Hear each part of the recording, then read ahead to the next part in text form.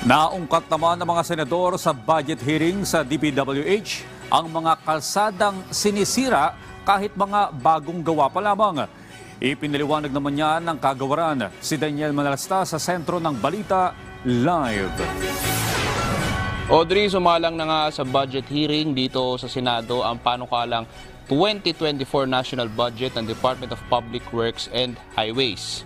Ilan sa mga tinanong ng mga senador ay ang problema sa mga kalsada. Kagaya na lang, Audrey, na nabanggit mo, no?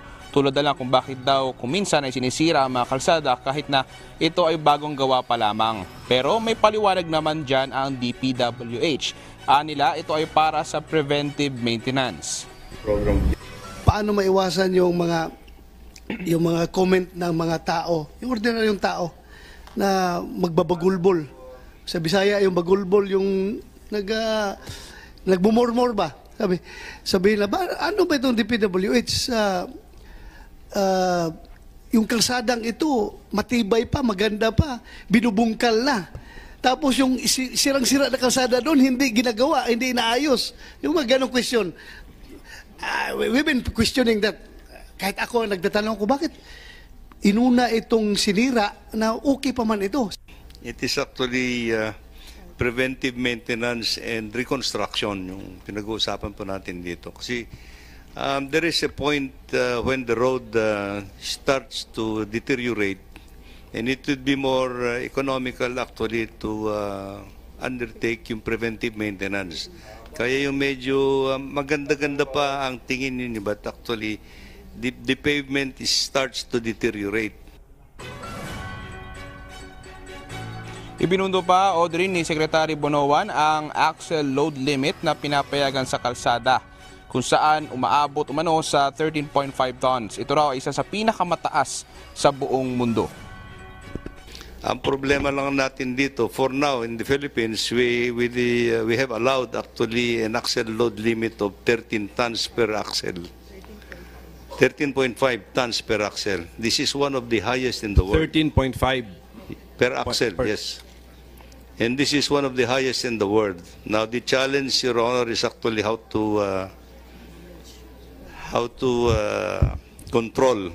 When you said that 13,500 kilograms is one of the highest in the world, were you praising us for that, or were you criticizing that weight load as being too liberal?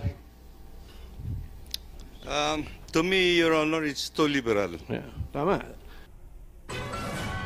Audrey, nais naman matugunan ng mga senador ang problemang yan. At sa kasalukuyan naman dito sa pagdinig, kasalukuyang tinatalakay ang mga nangyaring pagbaha kamakailan, katulad na lamang sa probinsya ng Bulacan. At tinatalakay din ng mga senador yung usapin ng flood control projects at tinitiyak naman ng DPWH na ginagawa nila ang kanilang makakaya para matugunan ang mga problema ng pagbaha. Audrey? Okay, Daniel, balikan natin yung usapin kanina dyan sa Senado. No? Yung mga mukhang ayos pa na mga kalsada at muling sinisira.